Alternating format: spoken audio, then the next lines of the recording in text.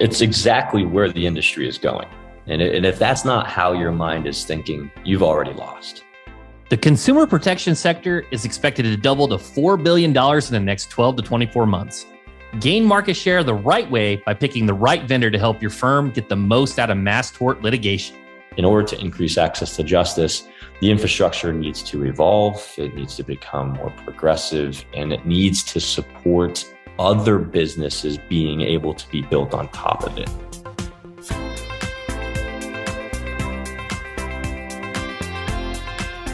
You're listening to Personal Injury Mastermind, where we give you the tools you need to take your personal injury practice to the next level. Tighe Wilhelmy, CEO at Velawcity, provides case acquisition and administration services to law firms nationwide for mass tort, class action, and mass arbitration lawsuits. He and his team have served over 250 clients and managed over 300 mass tort campaigns. We discuss the future of the legal industry and the impact of the Arizona ruling for outside investments, and how to pick a vendor that can tackle the load of an industry that's about to explode. I'm your host, Chris Dreyer, founder and CEO of Rankings.io. We help elite personal injury attorneys dominate first-page rankings with search engine optimization. Being at the forefront of marketing is all about understanding people. So let's get to know our guest. Here's Tighe Wilhelmy, CEO at Velawcity, as he explains how his services have evolved over time. I'll do my best to answer what I would consider a hell of a loaded question out of the gate. But yeah, long story short, it's been a journey, man. It's been a journey. I got into the legal industry while I was still in college at Arizona State. Go Devils. Basically, if you can graduate from Arizona State, that's as much of a degree as you need. And if you know what I mean. So came out of college and started a legal YouTube. This was back in the days of directories, and all you really had to do is have a pulse and a backlink, and you could charge $100 per local listing. So that was kind of the idea behind that. If you build it, they will not necessarily come. We were ahead of the curve, in my opinion. We were producing video nationwide. We had over 52 local production facilities in our network that we had set up at a fixed rate, sending lawyers in to do FAQs and profile videos. And oh man, we thought we had just nailed it. And it was such a massive undertaking. The amount of infrastructure and SEO and organic presence that was needed in order to kind of prove value to consumers and lawyers was too much of an investment. So after doing that for about 5 years, I think the biggest takeaway that we learned from that experience was ultimately lawyers want to pay X, get Y, and have that be worth Z. And hopefully that Z is in the black and profitable somewhere. And after we kind of took that on the chin with our first experience with Local Lawyer Guide, was the name of that venture, we pivoted. And my now business partner came on board at that time, and we got into lead generation. And that's where we learned, much like any other parties in lead generation, that, well, it's either your fault or it's the intake company's fault. And after enough of those conversations, we decided we need to kind of control more of the funnel, control enough of the variables to where we could defend ourselves against people that argue for a living. So we ultimately got into marketing and intake services. We recently acquired a contact center in January of 2022 this year. And it's kind of really turned the next chapter for us. Everyone knows the value of video, and always wondered from your perspective is, this is kind of highlighted in Hormozi's book, The $100 Million Offers, like what makes a good offer is decreasing the effort and sacrifice by the client. Was that like a big hurdle, like trying to get them like involved, to show up, prep, to do scripts, to do the work? Was that one of those big challenges or was that just a small piece? Was it logistics? What kind of went into that?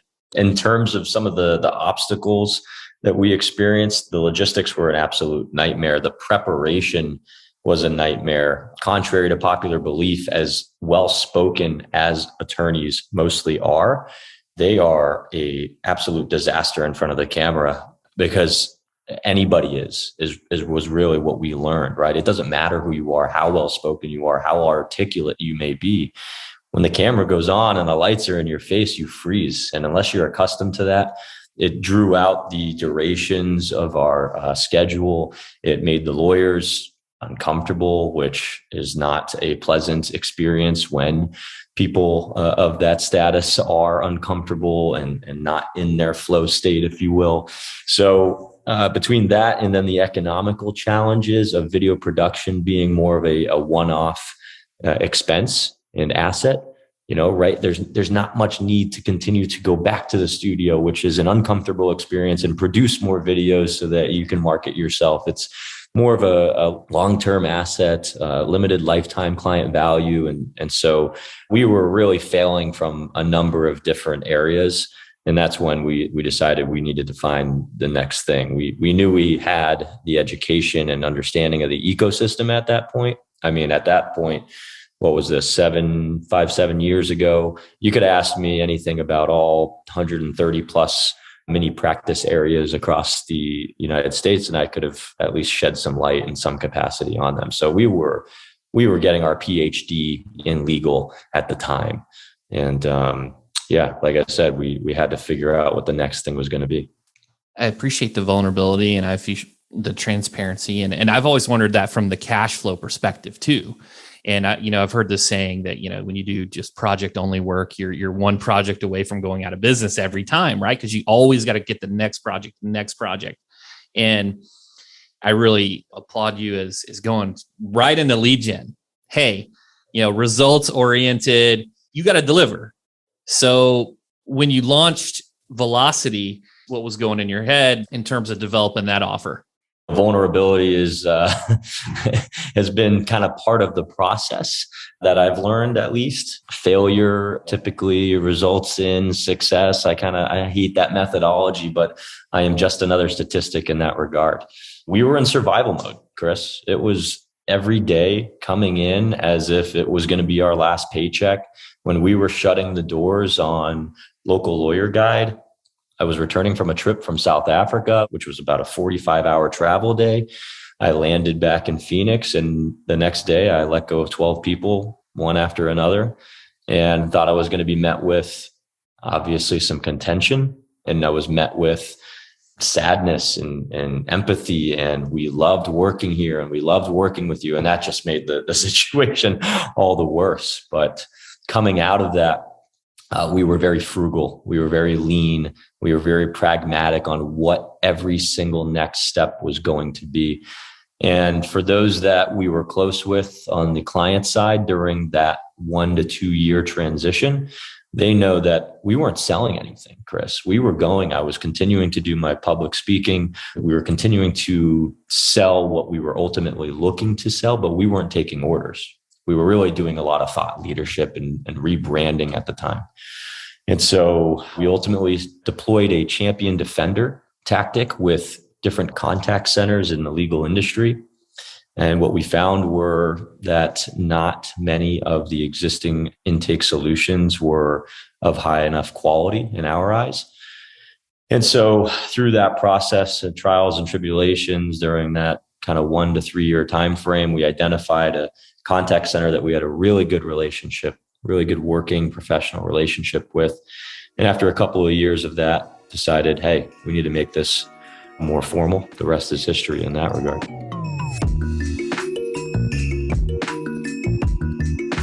Great vendors will take the time to understand a client's pain points, listen, and ask what they really need. Tighe has served over 250 clients. He shares what has happened once he started reading between the lines. And once we started doing that, the rest was history. We started doing the marketing, we started doing the intake, but more importantly, we started really focusing on their downstream business, right? What happens after you get that signed retainer?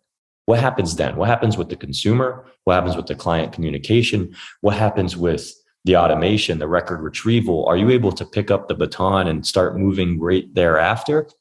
Or did we not do our job in a manner that allowed for continuity or automation on the other side of the fence? And I think so many marketers, so many lead gen experts come into the legal industry from their world thinking, I'm going to do so much business for you, not realizing Not all attorneys can handle 1,000 new clients this month if the most amount of clients they've ever had in a given month is 35. And I think that's a responsibility of somebody from the marketing perspective to understand in advance of what's going to happen to that attorney. So you're concentrating on the entire throughput from end to end. And I imagine you can see where those bottlenecks are and the throughput and how you can overcome those different issues for your clients. I know you focus a lot on mass torts and you can do it from a lead gen perspective. Have you tried to do it for like motor vehicle accidents, or is that more like on the demand gen side where it's more creating demand, or is it really the sky's the limit for your prospects? We really did give a good faith effort to motor vehicle accident and nursing home abuse type cases over the period of a couple of years back in probably 2017. And we thought we were having success, but the problem with those practice areas were some of the damage caps.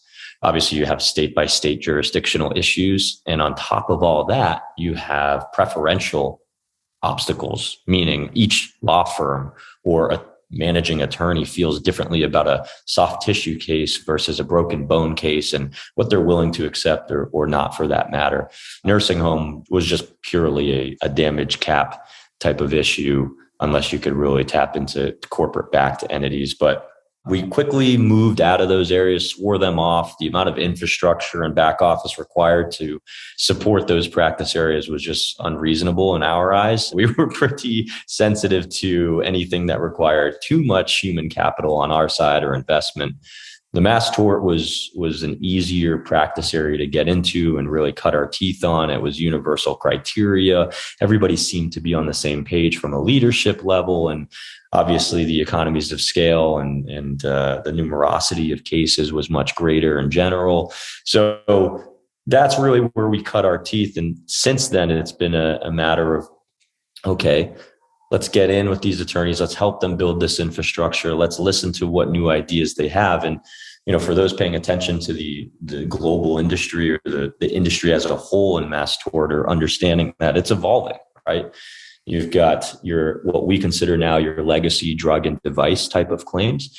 But more so lately, you're seeing this expand into a bit of a gray area that now includes environmental litigation, sexual abuse litigation. You're seeing a number of laws kind of be pulled back in the case of sexual abuse to what some states have adopted as 1985. And so you're going to see this kind of big window of maybe 3 to 5 years where we're going to see more sexual abuse cases filed in this country than in the entire history combined. So it's very fascinating developments happening in the space, new verticals opening up.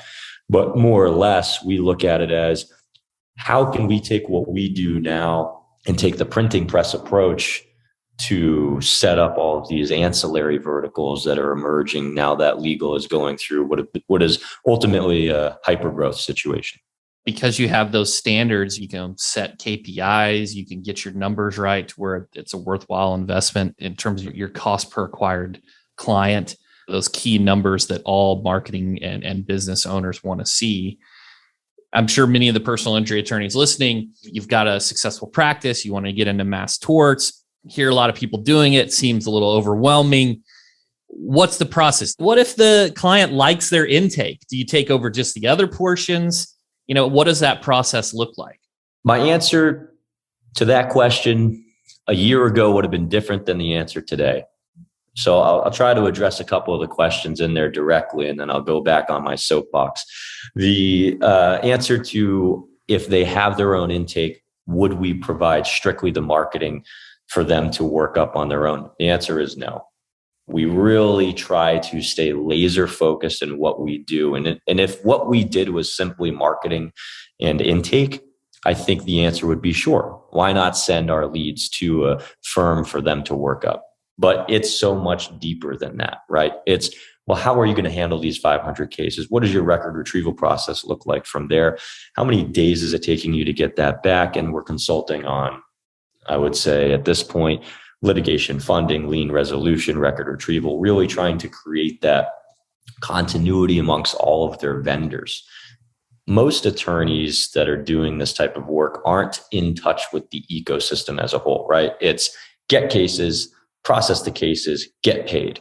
There are so many steps to the equation involved that some may or may not know about. So, who's going to kind of champion the galvanization of all the vendors to ensure that things are being done in as expeditious a time frame as they should or could be, right?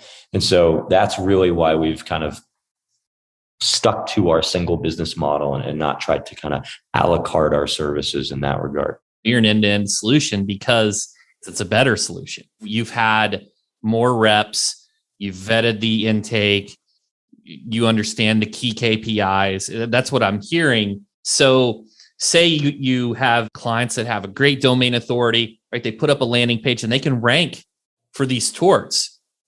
Does the process then work instead of, hey, sending the lead, instead of that, sending it directly to maybe their intake? Maybe they send it to your intake and maybe it's just like bonus.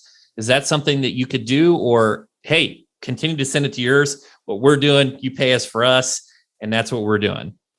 The timing of your question at this stage of our business is fascinating because in acquiring that contact center, right, in theory, we can now offer intake services to the masses, and this can be a new revenue stream. And ultimately, what we've decided here as a leadership group is that's not the business we want to be in, right? There's two businesses I don't want to be in: record retrieval and intake services. Intake services and record retrieval are both low margin, high minutia. You're most of the time the bad guy. Whether you're right or wrong, you're wrong.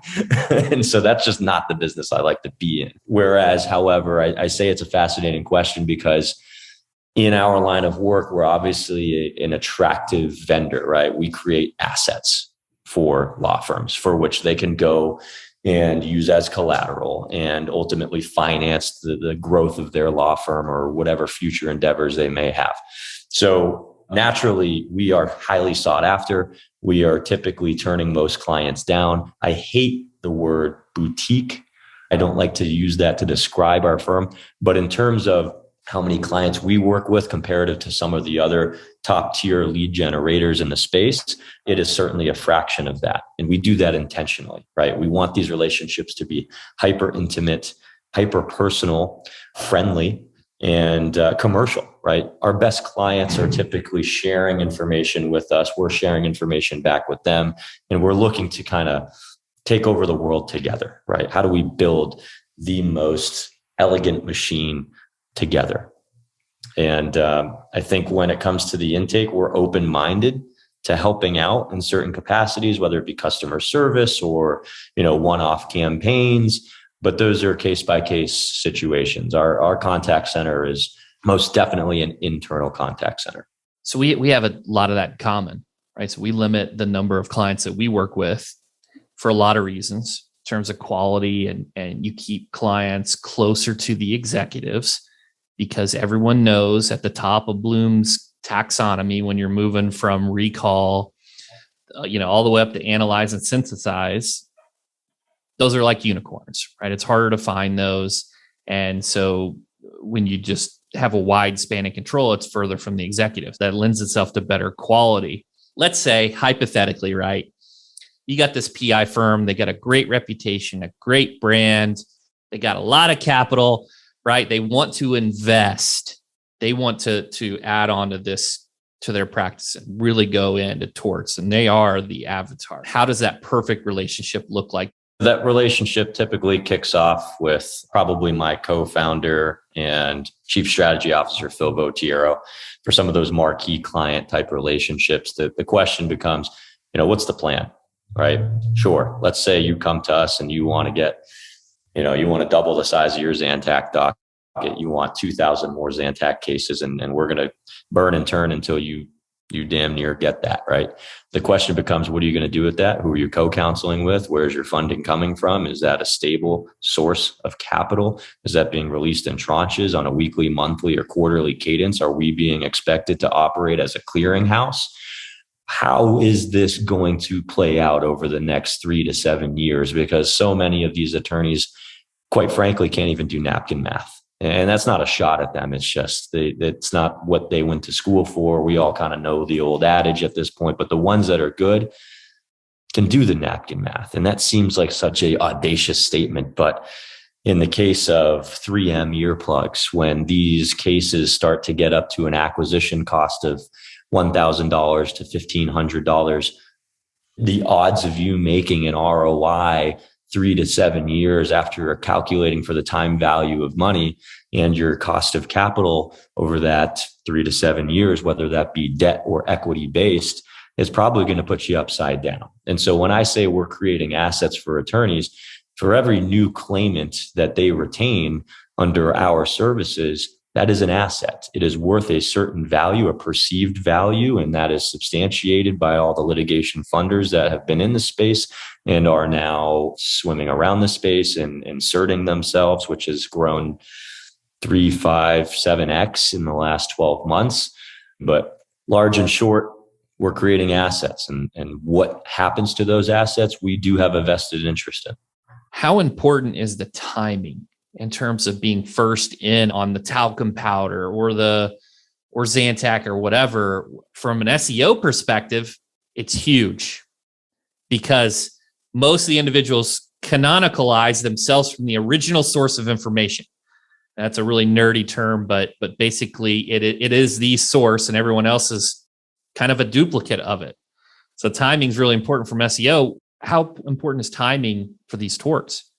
Boy, that is another loaded question. The strategy behind when you get in and in what capacity you get in is an ongoing conversation with any client. And that is different from client to client. So I'll kind of give you my overview, but generally speaking, at the onset of these litigations, sometimes they're held close to the vest. Sometimes there's NDAs involved.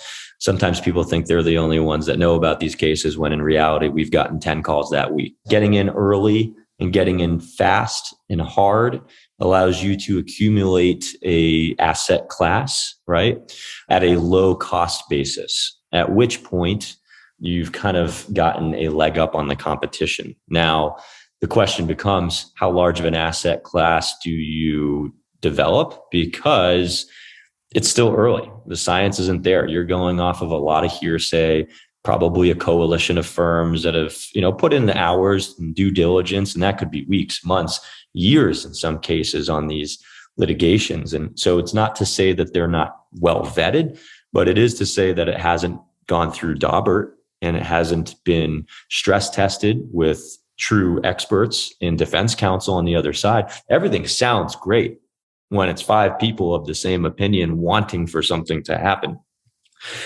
Lawyers are great at discerning, but it doesn't change the fact that there's no defense counsel sitting there. There are no experts being waved in or excluded from these litigations. So pre-Daubert, pre-Science Day, as it's also referred to, is a risky time to get in these litigations because you don't know what's going to happen, right? After Daubert, there's some data out there with litigation funders where they feel that after Science Day, if it makes it through Daubert, you typically see a 90+% chance. There's some figures as high as 95, 99% chance of a return on your investment. Now, that's a big assumption, right? Assuming that you're processing these correctly and that you've got your house in order, which many firms do not. But at that point, at that inflection point, we typically see a big surge. We typically see big surges in investment coming out of, like to call them Kool-Aid fests, like MTMP and National Trial Lawyers. And that's not a knock on them. It's just anytime you have a large congregation of people from one industry, you're drinking booze, you're eating burgers and pizza, and everybody's getting hopped up on the same 2 or 3 claims, whether they're meritorious or not. We typically see a big surge. So some people that are, I think, more savvy in this industry keep things close to the vest until after those major conferences. And then they try to get a head start with their coalitions. And by that time, it's not an oversaturated market where the cost of acquisition is going 2-3x in the course of 2-3 months. Diversification is essential, and thinking about capital allocation more like a portfolio than a single investment will put your firm ahead of the curve as it becomes to move towards a major industry. It's exactly where the industry is going. And if that's not how your mind is thinking, you've already lost. The legal industry is experiencing hyper growth because of the Arizona rule change, which allows for non-lawyer ownership and essentially people without a bar license to experience or share in fees or be compensated in some fashion legally. Now, there's still some gray area and contention and debate on how that applies to all the other states, and especially states like Texas and Tennessee and so forth. But lo and behold, those are probably short-term debates. In the end, the reality is that legal is an emerging industry, soon to be a major industry. The returns are unlike any other. It's better than insurance. It's better than real estate in some cases if it's done right. And so in terms of how to look at the industry, how a lawyer should be considering their acquisition of these cases, it's absolutely a portfolio. And I use the word assets and asset classes intentionally because I'm trying to shape that narrative with firms moving forward. So many of these conferences talk about the litigation updates and what's going on and what's not going on and who screwed over who and why we don't like this person anymore and blah, blah, blah, blah, blah. Very few conferences, very few organizations in this space center the conversation around vendor forward, right? And how we are planning to handle this expansion of the addressable market by 2x, right? How does a market go from 2 billion in consumer protection to 4 billion? Because that's what's happening. That's what's happening right now. New York won't stop until that vending machine takes another $2 billion in a time frame that's totally unrealistic. And I will go on record to say, I will quote my business partner, that all boats don't rise together. So if you think that us as a vendor and all these other vendors that you use, and some are vetted and some are unvetted, are going to be able to process an additional $2 billion in this industry over the next 12 to 24 months, you're out of your goddamn mind. So yes, it does need to be looked at as a portfolio. There's certain times where you may need to de-risk yourself and offload some of these torts or stop acquiring some and acquire some others. We've seen kind of two trains of thoughts predominantly with firms that we work with. Either they've got kind of a shotgun approach and, hey, we're going to get involved with 7 or 8 of these.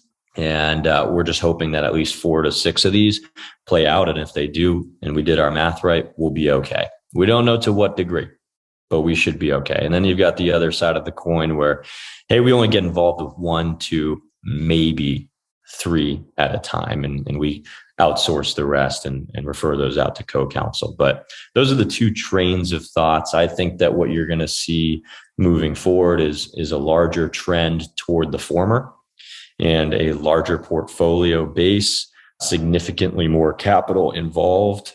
You're going to have more intimate relationships with vendors like ourselves, refusing to work with the masses and only those who have the infrastructure, systems, and processes to actually take these things across the finish line at scale.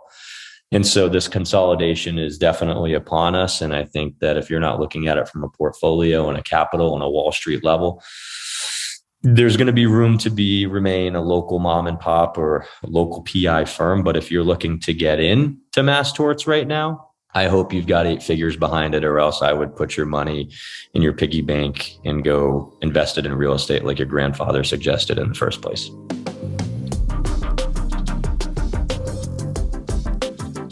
Tighe has spent over a decade watching the legal industry evolve. He sees infrastructure as the future of the legal industry. It's the basis for which they changed the Arizona rule here. And I think so many people are getting in from a marketing perspective, and there will be beneficiaries that get through that maybe were not the intention of the rule change. But in order to increase access to justice, the infrastructure needs to evolve. It needs to become more progressive, and it needs to support other businesses being able to be built on top of it. So we've moved forward with a handful of new ventures that we've gotten underway this calendar year, last calendar year. TortX, that is going to be the name of our law firm. We feel strongly about that being a more friendly B2C brand, regardless of how good of a brand that Lerner and Rowe and Morgan have, which I would consider, hallmark brands in this industry. The truth does not change, which is that inherently human beings in the USA have an angst toward attorneys, whether it's deserved or undeserved. And listen, I've met plenty of amazing attorneys in this space. And I think that the stigma is unfortunately not deserved, and certainly not by the clients that we work with, but we will be preying on that. We will be looking to create the Amazon of lawyer representation, right? Because that's what consumers gravitate to. And if you can't see that, and if you're trying to continue to invest in your something and something last name brand, I think that that's ultimately going to be a losing battle in what is going to be the parallel development of every other industry in the world. Every other industry, real estate, Zillow, insurance, Select Quote. I don't see any names in there. And that's what's going to happen with legal. I see so many advantages to that in terms of legacy and taking capital and how you can advertise. So what's next?